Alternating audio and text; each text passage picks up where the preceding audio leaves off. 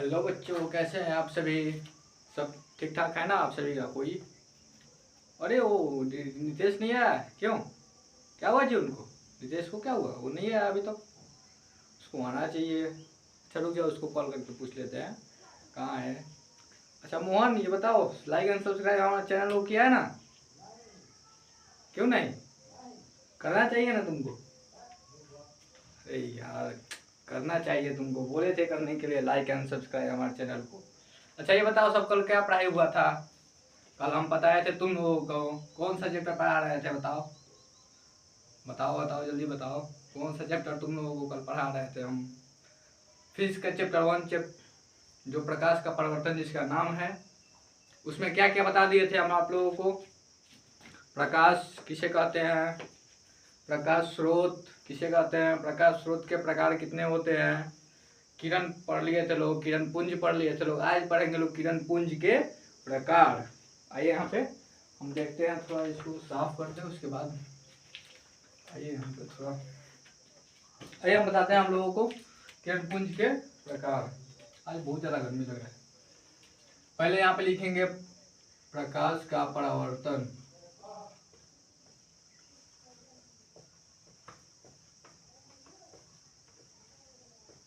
Lesson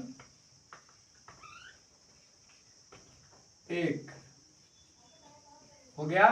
इसमें पढ़े थे लोग हम लोग प्रकाश। प्रकाश कल का वीडियो देखिए आप लोग। कल जो वीडियो आप ये कर दिया है, अपलोड कर दिया यूट्यूब पर, देख लीजिएगा। प्रकाश, प्रकाश किसे कहते हैं? प्रकाश वो हमारे भौतिक कारक जो वस्तुओं को दृश्यमान बनाता है, आप लोगों को बताया था प्रकाश किसे कहते हैं। उसके बाद प्रकाश स्रोत, प्रकाश स्रोत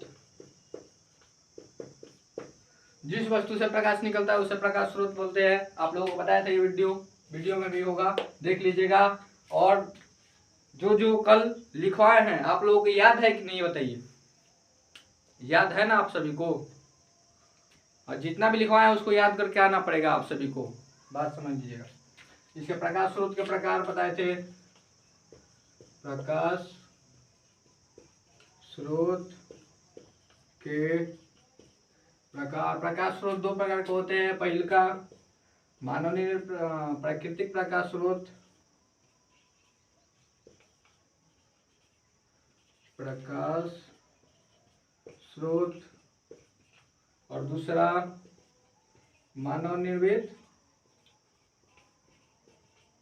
प्रकाश स्रोत हो गया। प्राकृतिक प्रकाश स्रोत उस प्रकाश स्रोत को कहें जो प्रकृति से प्राप्त हुआ हो, जैसे नेचुरल, सूर्य, तारा, ये सब प्रकृति। मानव निर्मित प्रकाश स्रोत उस प्रकाश स्रोत को कहेंगे जो मानव द्वारा उत्पन्न किया जाता है, मानव द्वारा बनाया जाता है, उसी को बोलेंगे मानव निर्मित प्रकाश स्रोत। उसके बाद पढ़ा था लोग किरण। किरण किरण प्रकाश को एक सीधी रेखा में गमन को किरण कहा जाता है। ये भी बताया था आप लोगों को। थोड़ा सा रिवीजन कर लेते हैं कल का, कि आप लोगों को भी याद आ जाए, इसीलिए हम ये बता रहे हैं, नहीं तो हम आज का ही बताते। उसके बाद किरण पुंज,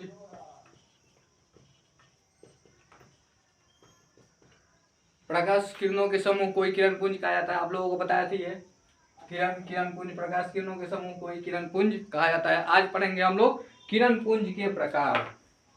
किरण पुंज कितने प्रकार के होते हैं? किरण पुंज के प्रकार।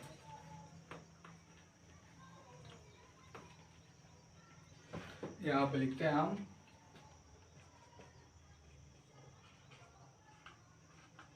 किरण पुंज के प्रकार।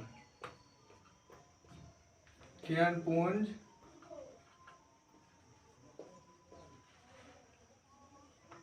के 3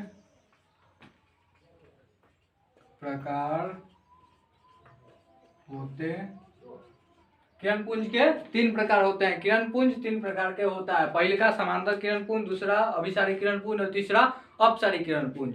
समांतर किरण पुंज उस किरण पुंज को कहेंगे जो एक दूसरे के समान होता है, एकदम एक दूसरे के समान, कहीं नहीं मिलेगा, एकदम सीधे आएगा, कहीं नहीं मिलेगा, कहीं नहीं मिलेगा। तो यहाँ पे डिफरेंशियल और डायरेक्ट पढ़ते हैं एक नंबर में।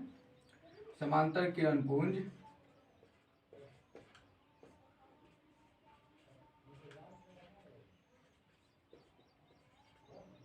समांतर किरण पुंज।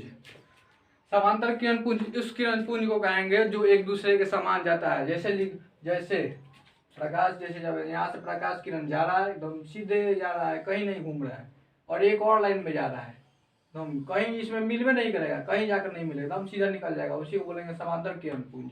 और अभिसारी किरण पुंज उस किरण पुंज को कहेंगे जो एक बिंदु स्रोत पर आकर के मिलता है। जैसे यहाँ बिंदु स्रोत हो गया, कहीं से भी प्रकाश किरण आ रहा है इसी पे आकर के मिल जाएगा, कहीं से भी आएगा इसी पर आकर के मिलेगा, कहीं से भी आएगा इसी पर आकर के मिलेगा, उसी को बोलेंगे अभिसारी किरण पुंज।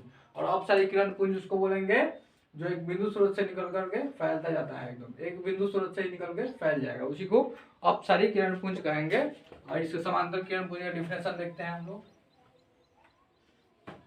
वैसे किरण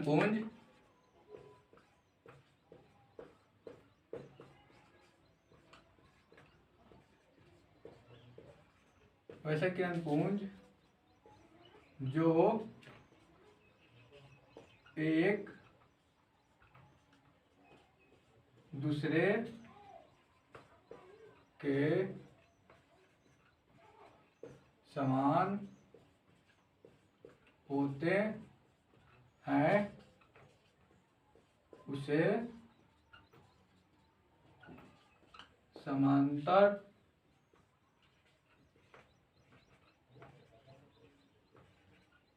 किरण पुंज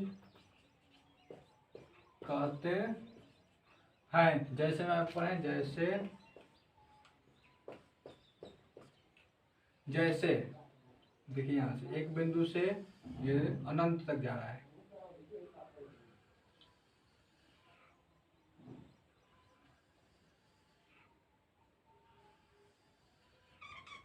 ये कहीं जाकर के नहीं मिलेगा, एकदम एक बिंदु से निकल कर एकदम अनंत तक जाएगा, कहीं जाकर के ही नहीं मिलेगा, इसी को बोलेंगे समांतर किरण पुंज। और दूसरा डिफिनेशन पढ़ेंगे अभिसारी किरण पुंज। अभी लिखना नहीं है इसको, अभी तीनों लिखवा देंगे उसके बाद लिखिएगा, ठीक है, रुक जाइए। अभी दूसरा नंबर हम बोल देते हैं अभिसारी किरण पुंज। अभिसारी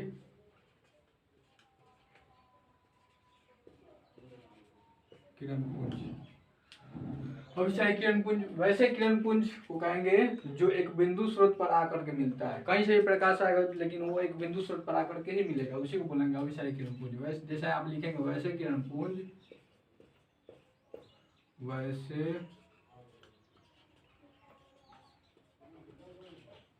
किरण पुंज जो एक बिंदु स्रोत पर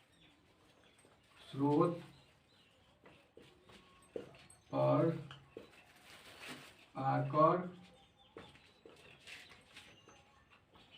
मिलता है उसे अभिसारी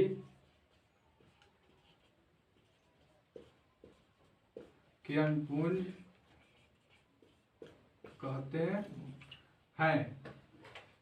वैसे किरण पुंज जो बिंदु स्रोत पर आकर के मिलता है उसे अभिसारी किरण पुंज कहते हैं। जैसे यहाँ पे जैसे लिखते हैं, रुकिए, जैसे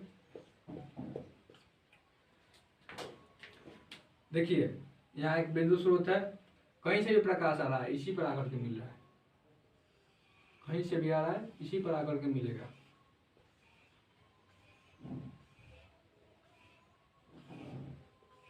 इसी को बोलेंगे अभिसारी किरण पुंज। कहीं से भी प्रकाश आएगा लेकिन इसी बिंदु पर आकर के मिल जाएगा, उसी को बोलेंगे अभिसारी किरण पुंज। अब तीसरा पढ़ेंगे अपसारी किरण पुंज, जो एक बिंदु स्रोत से निकलकर फैलता जाता है। प्रकाश किरण एक बिंदु स्रोत से निकल करके फैलता जाता है, उसी को अपसारी किरण पुंज बोलेंगे। दूसरा डिफिनेशन हो गया। अब तीसरा डिफिनेशन अभी जल्दी जल्दी पढ़ लेते हैं थोड़ा। अपसारी किरण पुंज, अपसारी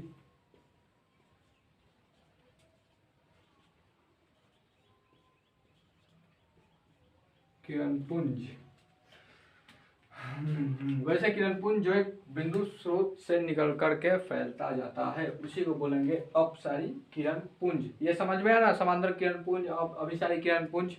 कोई दिक्कत नहीं होगी, इसको समझने में कोई दिक्कत नहीं होनी चाहिए, होगी तो बताइएगा, हम फिर से समझाएंगे इसको दोबारा। पहले इसका डिफिनेशन लिख दे। वैसे किरण पुंज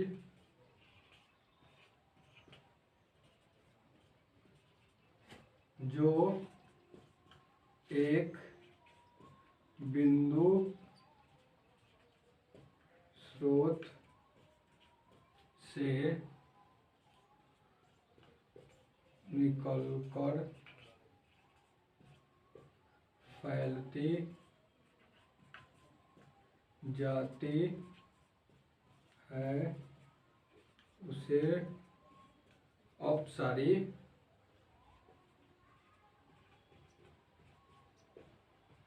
किरण पुंज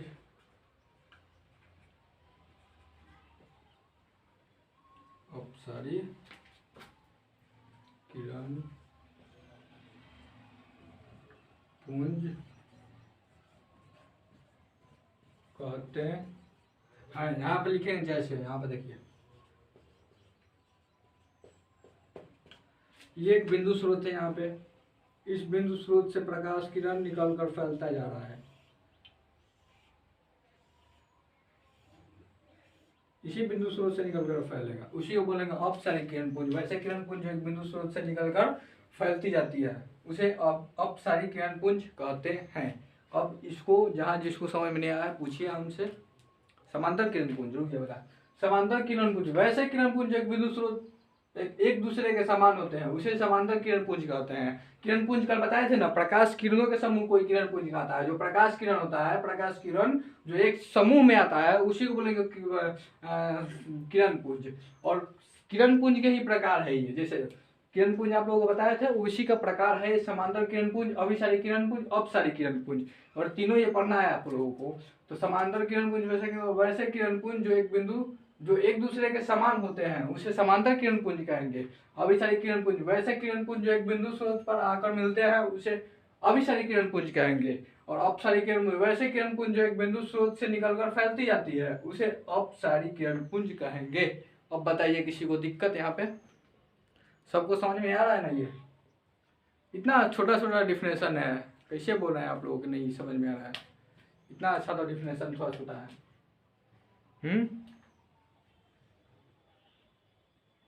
जल्दी इसको नोट कीजिए, जल्दी जल्दी नोट कीजिए, जल्दी इसको नोट कीजिए।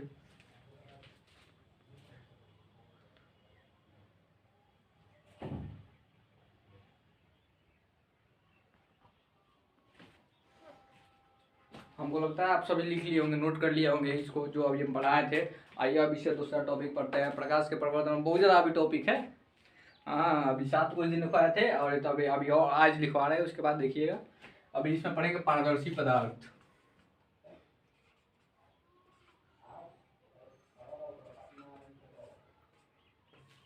पारदर्शी पदार्थ, पारदर्शी पदार्थ किसे कहेंगे?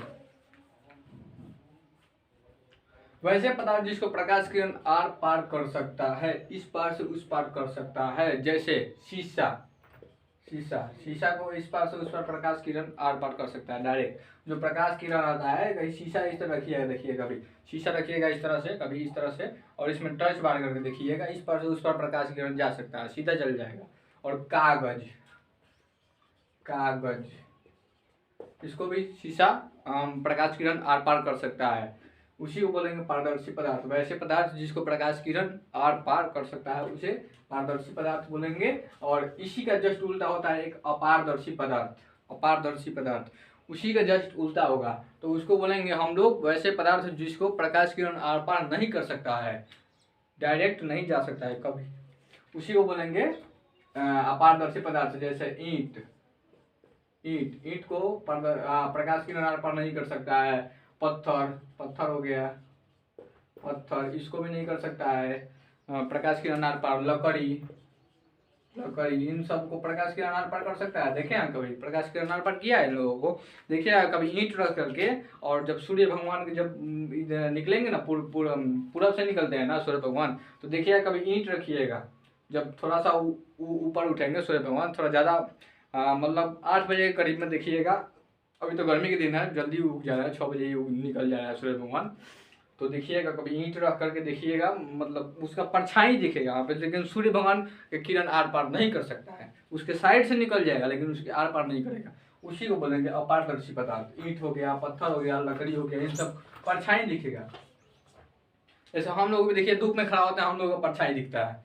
हम लोग इस पार से उस पार, तो मतलब इस पार से उस, मतलब कहने का मतलब पारदर्शी पदार्थ का मतलब हो गया इस पार से उस पार कोई भी प्रकाश किरण नहीं जा सकता है। और तीसरा होगा पारभासी पदार्थ, जिसमें कुछ अंश प्रकाश किरण का ही आर पार कर सकता है, पूरा अंश नहीं पार कर सकता है। ऐसा आइए इसको देखें, पारदर्शी पदार्थ को डिफिनेशन में हम आपको समझाते हैं। अभी इस तरह से नहीं समझ में आएगा, डिफिनेशन लेंगे उसके बाद बताएंगे। तो वैसे पदार्थ हम लिखेंगे, वैसे मार्कर नहीं चल रहा है, वैसे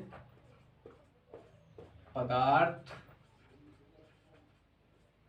जिसको प्रकाश किरण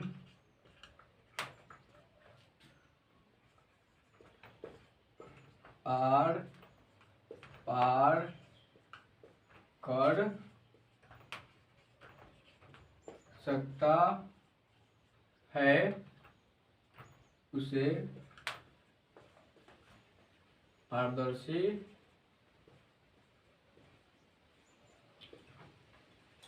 पदार्थ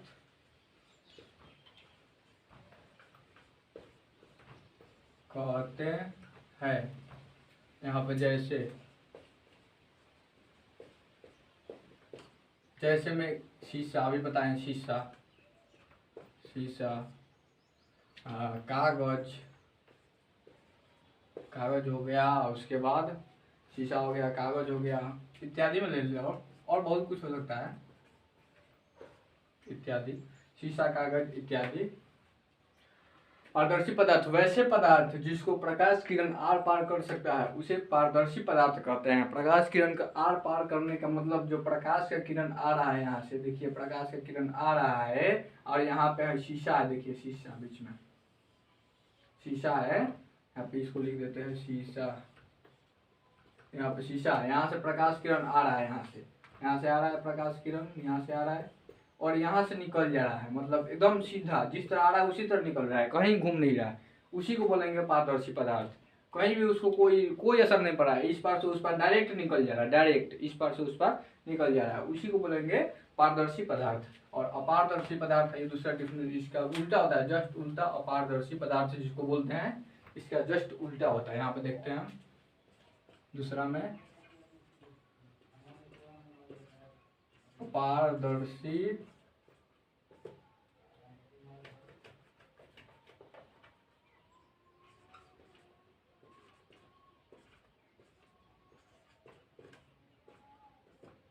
अपारदर्शी पदार्थ, अपारदर्शी पदार्थ जस्ट इसी का उल्टा होता है। इसमें प्रकाश किरण आर पार कर सकता है, लेकिन अपारदर्शी पदार्थ में इसमें आप प्रकाश किरण आर पार नहीं कर सकता है। यहाँ पे लिखेंगे जैसे वैसे पदार्थ, वैसे पदार्थ जिसको प्रकाश किरण आर पार नहीं कर सकता है उसे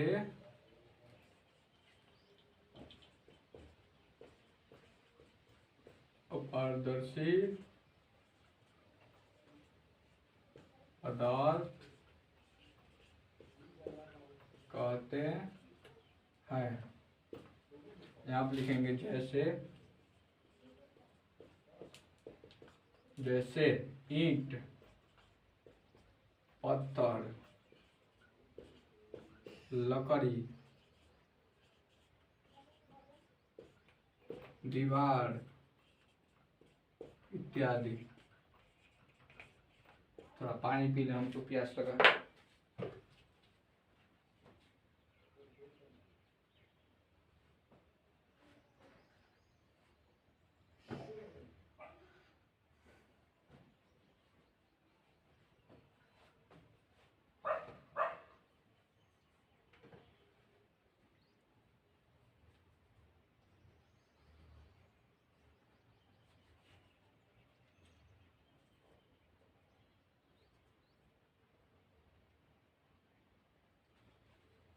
ठीक है, जैसे समझ में आया इसको। अपारदर्शी पदार्थ वैसे पदार्थ जिसको प्रकाश किरण आर पार नहीं कर सकता है उसे अपारदर्शी पदार्थ। पारदर्शी पदार्थ में प्रकाश किरण आर पार कर सकता है, लेकिन अपारदर्शी पदार्थ में प्रकाश किरण आर पार नहीं कर सकता, जस्ट उसका उल्टा ही होता है, उसी को बोलेंगे अपारदर्शी पदार्थ। जैसे ईंट, पत्थर, लकड़ी, दीवार इत्यादि। जैसे दीवार है, जैसे यहाँ पे दोनों पर देखिए दीवार है ना यहाँ पे, तो दीवार जैसे प्रकाश किरण आ रहा है तो देखिए जहाँ छिद्र है वहीं से ही आ रहा है, उसको आर पार नहीं कर सकता। जहाँ छिद्र है, जैसे दीवार में देखिए एक वहाँ पे है एक वहाँ पे है, वहीं से प्रकाश किरण आ रहा है, नहीं तो सभी जगह से नहीं आ रहा है, कि घिरा हुआ है, प्रकाश किरण रुक जा रहा है उधर ही, वापस इसमें अंदर नहीं आ रहा है, इसी को बोलेंगे अपारदर्शी पदार्थ। और तीसरा इसका उल्टा होता है पारभासी पदार्थ, जिसको प्रकाश किरण का कुछ अंश आर पार कर सकता है, सभी नहीं। जैसे ठंडा के दिन में देखे होंगे, ठंड के दिन में आप लोग तो मोटरसाइकिल पर बैठे ही होंगे ठंड के दिन में, देखिएगा पिताजी के साथ चाहे भैया जी के साथ किसी के साथ बैठे होंगे मोटरसाइकिल पे, तो आप लोग देखे होंगे कि पूरा कुहासा चारों बगल से हम घेर लेता है और कुछ नहीं दिखाई देता है, यहाँ से 10 कदम आगे कुछ नहीं दिखाई देता है, तो उसमें उस समय लाइट जला कर लोग चलता है, सामने कुछ दिखे, उसमें प्रकाश देखिए लाइट जलता है तभी देखिए कुहासा फटते फटते फटते तब नजदीक उसके जाएगा तब उसमें कुछ दिखेगा, नहीं तो उसमें भी नहीं देगा, उसी को बोलेंगे परभासी पदार्थ। प्रकाश किरण का कुछ अंश ही आर पार कर सकता है, सभी अंश नहीं कर सकता, उसी को बोलेंगे पारभासी पदार्थ। यहाँ पे लिखें, मार्कर चलिए नहीं गिरा,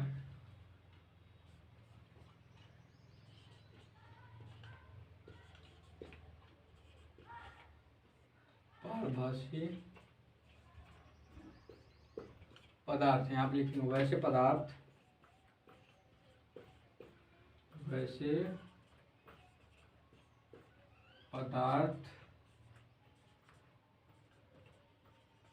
जिसको प्रकाश किरण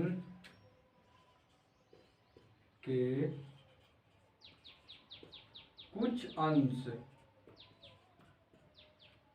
अंश ही आर पार कर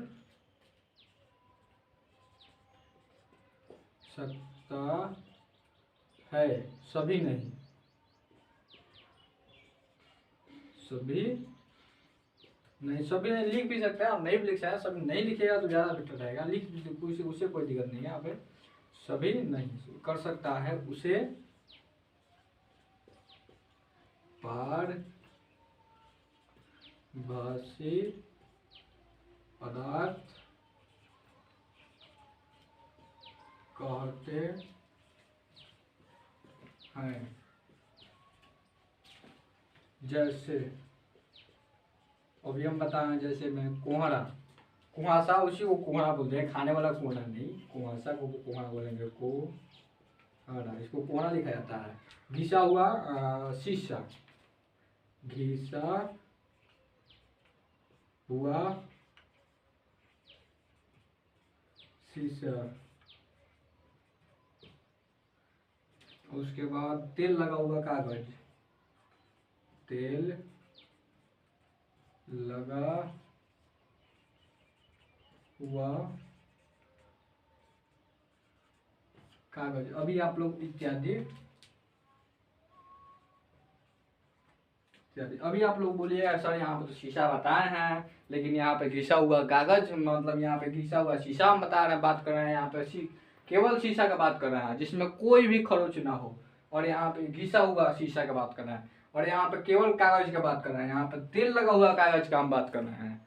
घिसा हुआ शीशा होगा जिसमें देखिएगा ईंट से शीशा लीजिए, उसको ईंट से कर दीजिए, उसके बाद टर्च बार करके उसको टर्च बार करके इस तरह देखिएगा तो कुछ अंश आर पार कर सकता है, पूरा नहीं जा सकता, प्रकाश किरण का कुछ अंश ही आर पार कर सकता है, पूरा नहीं जा सकता है। और तेल लगा हुआ कागज, जैसे तेल गिर जाता है किसी कागज में, देखिएगा उस पर टर्च बार करके पूरा नहीं जा पाता है, पूरा प्रकाश किरण नहीं जा सकता है, उसी को बोलेंगे अपारभासी पदार्थ। समझ में? पारदर्शी पदार्थ, अपारदर्शी पदार्थ, पारभासी पदार्थ किसे कहते हैं, आप लोगों को समझ में आया तो होगा, क्योंकि इतना छोटा छोटा डेफिनेशन भी है और अच्छे से थोड़ा इसको पढ़ा भी नहीं है हम, इतना ये नहीं है, नहीं समझ में आया होगा तो अभी लिख लीजिए, हम आप लोगों को फिर से बता दें, पहले लिख लीजिए इसको अभी जल्दी से।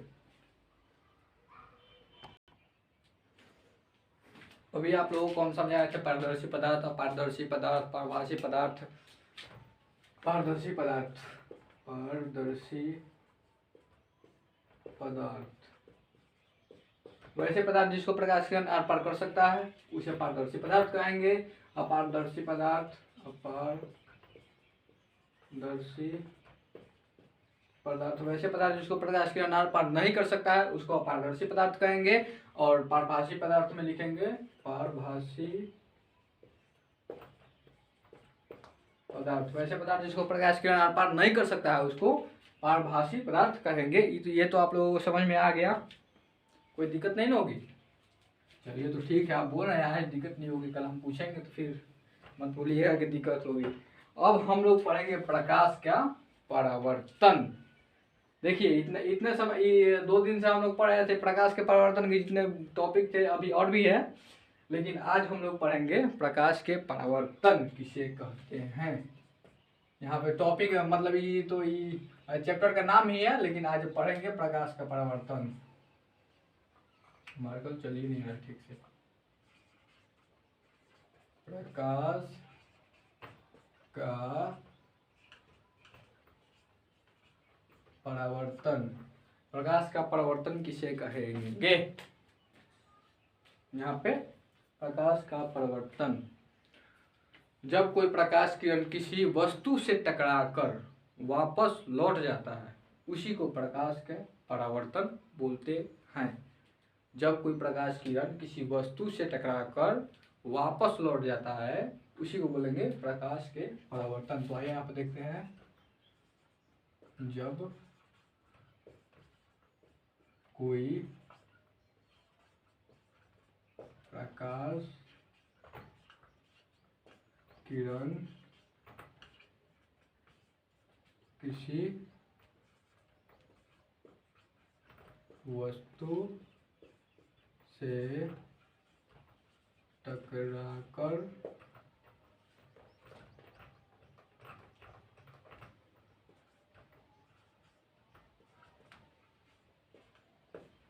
वापस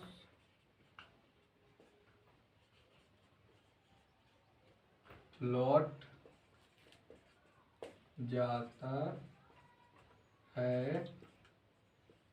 उसे प्रकाश का परावर्तन कहते हैं। जैसे देखिएगा, जब कोई प्रकाश किरण किसी वस्तु से टकराकर वापस लौट जाता है, जब कोई प्रकाश किरण जा रहा है किसी वस्तु से टकराकर फिर वापस आ गया उसी को प्रकाश का परावर्तन बोलते हैं। अब दूसरे टॉपिक पढ़ेंगे प्रकाश के परावर्तन का नियम। तो प्रकाश के परावर्तन के 2 नियम हैं। प्रकाश के परावर्तन के 2 नियम हैं। आपतित किरण, परावर्तित किरण तथा आपतन बिंदु पर खींचा गया अभिलंब तीनों एक ही तल में होता है। जैसे ये एक तल हो गया, यहाँ से आपतित किरण, परावर्तित किरण, आपतन बिंदु तीनों एक ही तल पर होता है। इसी को बोलेंगे प्रकाश के परावर्तन के पहले का नियम। और दूसरा का नियम जो होगा, दूसरा का नियम कोण I बराबर कोण R होता है। दूसरा का नियम में इसको डिफिनेशन बता देते हैं आप लोगों को।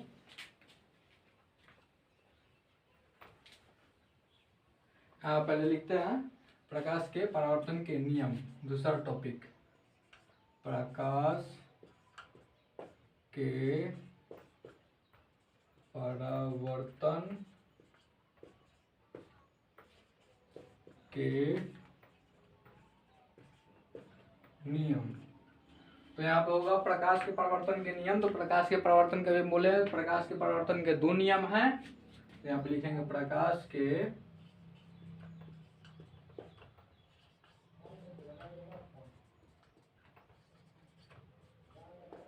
परावर्तन के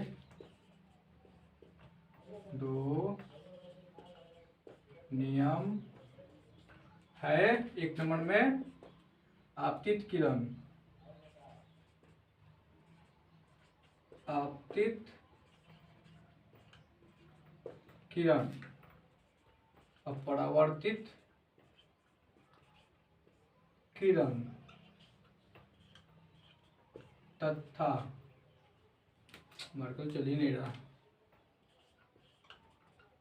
आपतन बिंदु पर खींचा हुआ अविलंब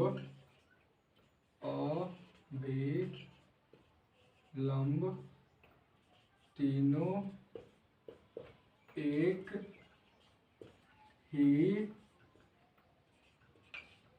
तल में होता है। इसी को पहले का नियम बोलेंगे। आपतित किरण, परावर्तित किरण तथा आपतन बिंदु पर खींचा गया अविलंब तीनों एक ही तल में होता है। और दूसरा का नियम ये बोलता है ये कोण आई बराबर कोण आर, जैसे जिसको कोण आई आपतित किरण परावर्तन किरण के हमेशा बराबर होता है। दूसरा नियम आपतन कोण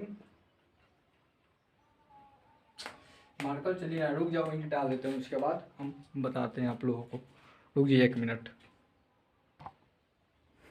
ये तो हो गया, इंक डाल लिए। दूसरा नियम में आप पढ़ते हैं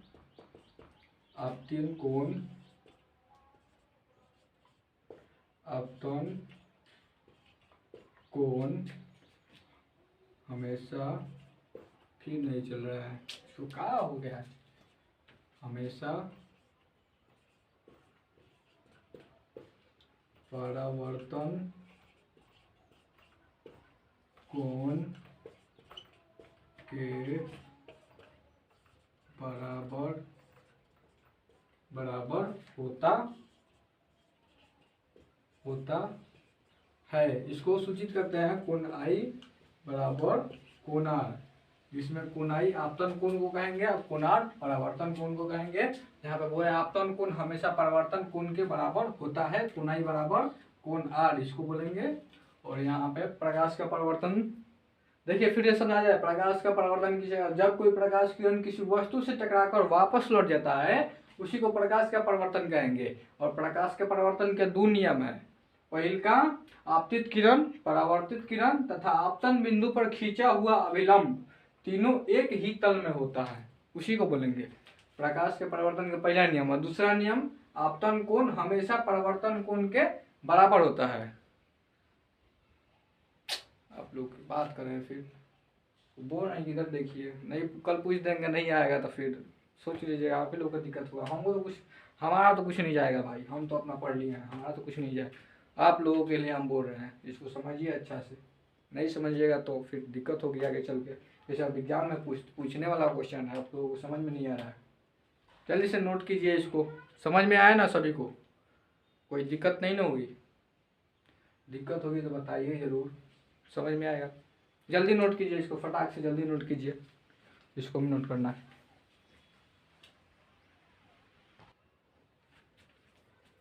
ये पढ़ लिए प्रकाश के परावर्तन के नियम। अब पढ़ेंगे इसी में प्रतिबिंब किसे कहते हैं। प्रतिबिंब इसमें है, पढ़ने को मिलेगा आप लोगों को। प्रतिबिंब मिलेगा, प्रतिबिंब के प्रकार मिलेगा, उसके बाद दर्पण मिलेगा, दर्पण के प्रकार मिलेगा, ये सब पढ़ने को भी। प्रकाश के परावर्तन के चैप्टर है, बहुत लंबा है, इतना छोटा नहीं है, ये थोड़ा लंबा है, इसको पढ़ना पड़ेगा, अच्छा से समझना पड़ेगा आप लोगों को। तो यहाँ पे लिखेंगे, देखो अभी इंक डाले हैं, क्या बोले हैं इसको हम, चलिए नहीं रहा है, पता ना क्या हुआ है इसको। अब यहाँ पे लिखेंगे प्रतिबिंब।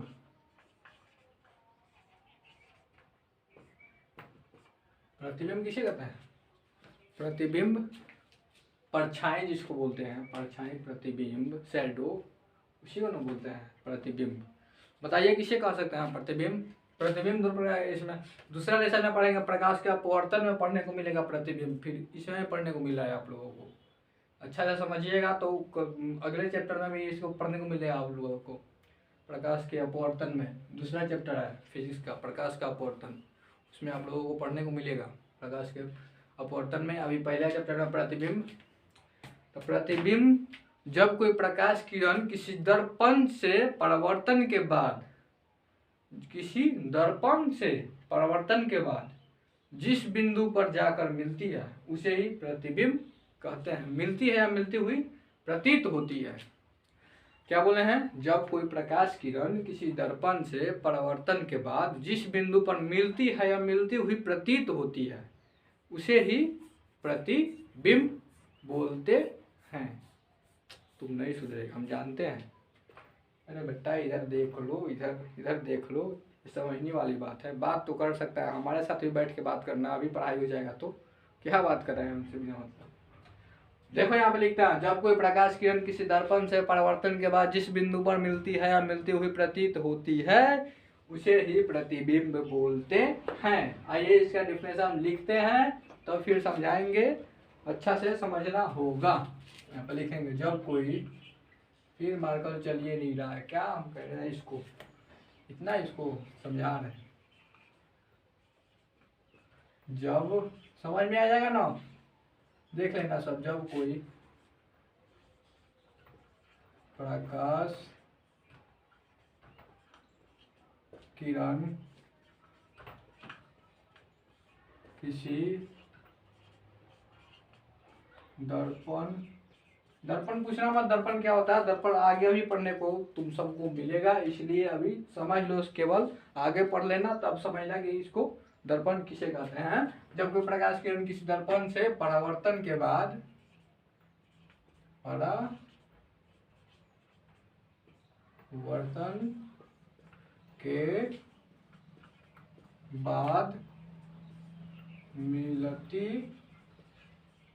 मिलती है या मिलती हुई प्रतीत होती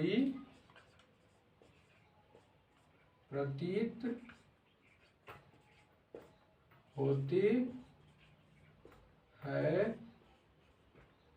तब उसे प्रतिबिंब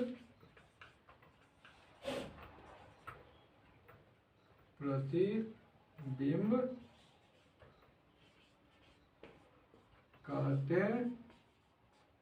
हैं। इधर समझो सब, जब कोई प्रकाश किरण किसी दर्पण से परावर्तन के बाद जिस बिंदु पर मिलती है या मिलती हुई प्रतीत होती है तब उसे प्रतिबिंब कहते हैं।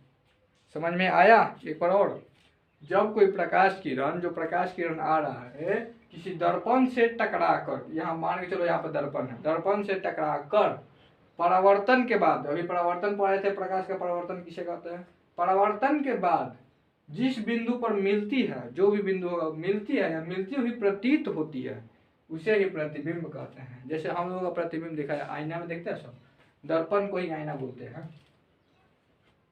जो दर्पण होता है उसी को आईना। जब कोई प्रकाश किरण किसी दर्पण से परावर्तन के बाद जिस बिंदु पर मिलती है, मिलती हुई प्रतीत होती है, तब उसे प्रतिबिंब कहते हैं। अब प्रतिबिंब दो प्रकार के होते हैं, पहले का वास्तविक प्रतिबिंब और दूसरा आभासी या काल्पनिक प्रतिबिंब।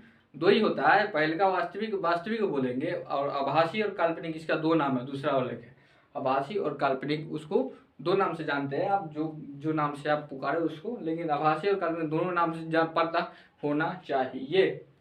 यहाँ पे लिखते हैं प्रतिबिंब के प्रकार, मार्कर चलिए नहीं रहा है।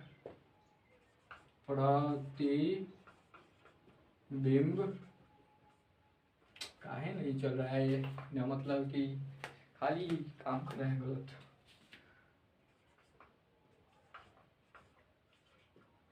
प्रतिबिंब के प्रकार, प्रतिबिंब दो प्रकार के होते हैं। यहाँ पे लिखेंगे प्रतिबिंब दो प्रकार के होते हैं। एक नंबर में वास्तविक प्रतिबिंब। पानी पी ले, हमको बहुत ज्यादा प्यास लगा, गर्मी लग रहा है ज्यादा, आज तो सबसे ज्यादा गर्मी है, पंखा चल रहा है तभी कोई असर नहीं पड़ रहा है, बताओ ना। लाइट भी कट गया और मोटर भी नहीं है, सब बहुत दिक्कत हो रहा है, तो मोटर लगवाना जरूरी हो गया। प्रतिबिंब, पहले का वास्तविक प्रतिबिंब,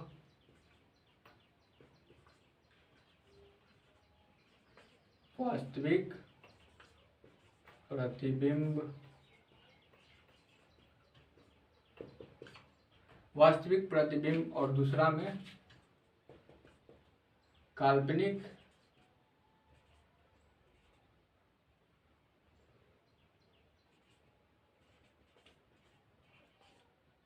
काल्पनिक या आभासी आभासी प्रतिबिंब, दो नाम से इसको जानते हैं। तो वास्तविक प्रतिबिंब किसे कहते हैं? जब कोई प्रकाश किरण किसी दर्पण से जो वास्तविक कटान से निकलकर, ओह यहाँ तो गलती हो गया, नहीं, जब कोई प्रकाश किरण वास्तव कटान से जो निकल कर फैल जाता है उसे ही वास्तविक प्रतिबिंब बोलते हैं। यार भाषा तुम लोग गड़बड़ कर दिया, बात कर रहा है सभी मतलब के, इतना बढ़िया भाषा लाए थे तुम पे, तुम सब गड़बड़ कर दिया। अरे बेटा छोड़ो इसको, देखते हैं अभी, भाषा तुम लोग गड़बड़ कर दिया।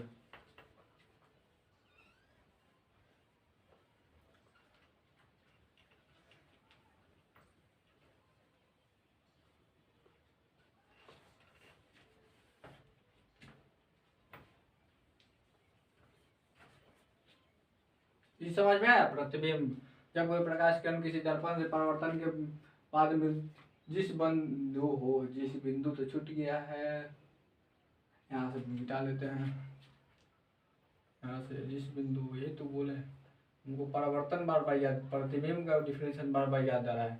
तुम लोग बोल रहे हैं ना, तुम लोग जो कर रहा है सब भाषा गड़बड़ कर दे रहा है सब।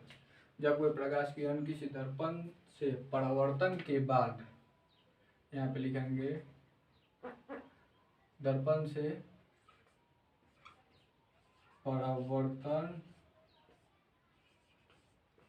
के बाद जिस बिंदु पर